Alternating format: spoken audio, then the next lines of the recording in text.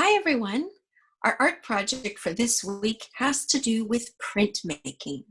At school, when we worked on printing, we used styrofoam plates that we could carve out a design, use ink, and then print it. Well, we probably don't have styrofoam plates at home. If you do, then you can go ahead and try this same project using the same techniques we did at school, which was using different ballpoint pens and etching into the styrofoam. But most of us don't have that at home because that's a special school supply. So does that mean we can't do any printing at home? Not at all.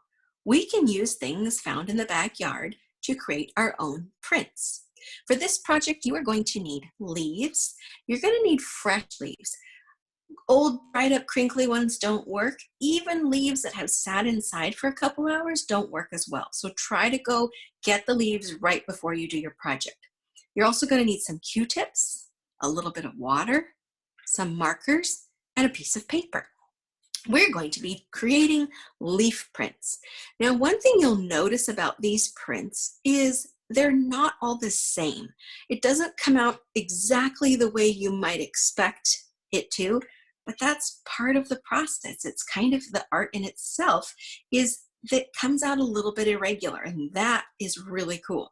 What I love most about this project is seeing the veins in these leaves and having them print out in all the different styles that you can find in your backyard.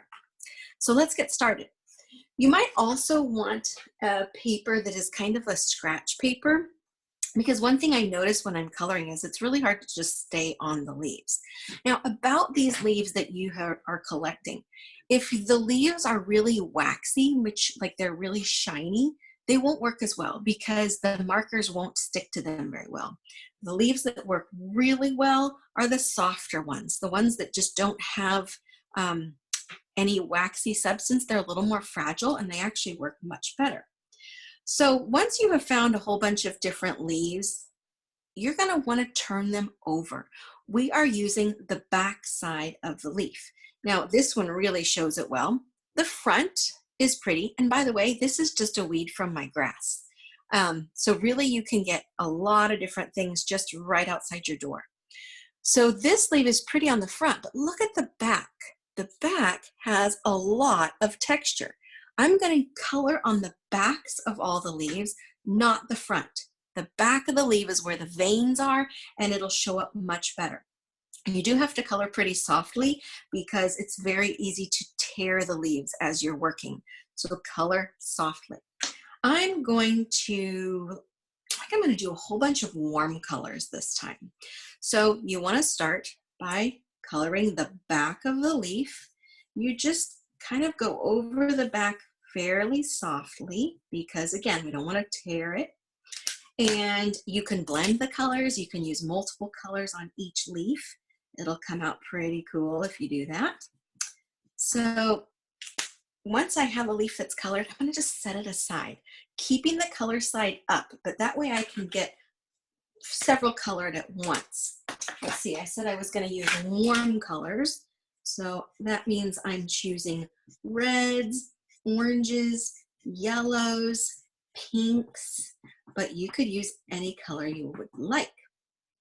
One thing that I found that when I was looking for the leaves, I did try to pick leaves that were different in shape. You'll notice I have this one here that has all these little triangle-y parts at the end, and then I have some that are just plain. It's really fun to see what you can find and try it. In fact, you could really try this project with anything you find outside. Although using like a piece of stick or wood probably isn't going to hold our marker quite as well as these leaves. So let's see, this one, try that. Oh, this needs to be the back side again. You can tell which side you should color on if you really check out the veins. The veins, the one are the lines that are in the leaves, and whichever side you can feel them the most, that's the side you want to use. All right. I wonder what you could make with these, like if you could design an animal or a person or something with the leaves. I bet you could. I would love to see what you come up with. Okay, I think I'll do a little bit. I'm going to try something on this one. I'm going to start with a darker color in the middle, and then I'm going to use a lighter color like pink going out from there. I wonder what this is going to turn out to look like. We'll have to see. It's kind of a mystery as you're doing this because you really don't know what it's going to look like until the very end. I've done several of these kind of prints and each one turns out different. That's really part of the fun, is just discovering what it might look like. Now we could go on and on. I could do this whole stack of leaves, especially because I have some really fun ones in here. I don't know if you can see this one. Look at that. Look at those leaves.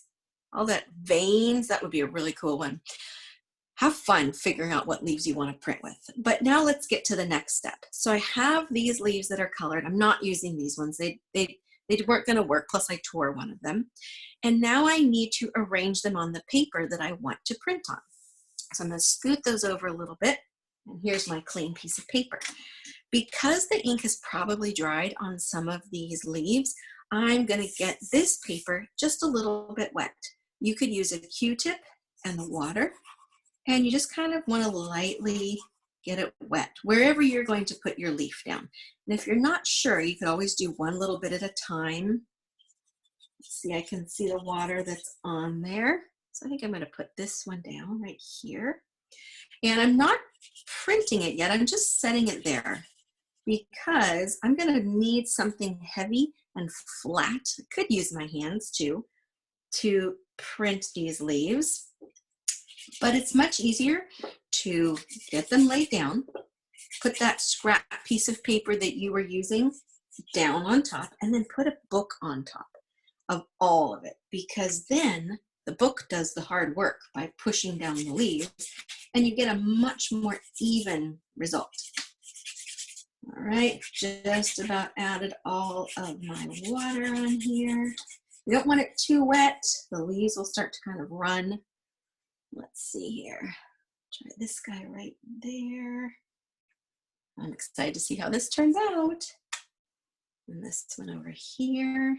Okay, so I've laid out my leaves ink side down, and now I'm going to use that scratch paper that I was using earlier. I'm going to set that right on top. And then I'm going to just put a book down so that it's a little bit heavier. I can even push on it, making sure that it covers all of the leaves. Okay, here we go. Let's see how it turned out. Take the book off, take my paper off, and now I can start to peel the leaves. Let's see how it came out. Oh, I love that one. All right, let's see about this one. Oh, interesting. That's the one that I did where I started dark and went lighter, but it kind of all blended in together. Whoa, that's an interesting one. That one I had colored on before with green, and it obviously popped through. There's that one. Had a little bit more water on that side, as you can tell. Let's try this one. Oh, this one's my favorite. Check out those prints. How cool is that? All it takes is some leaves, some markers, a little bit of water on some paper, and you have a super cool nature print. Please show me what you created in Google Classroom or Seesaw. I can't wait to see what you make. Bye.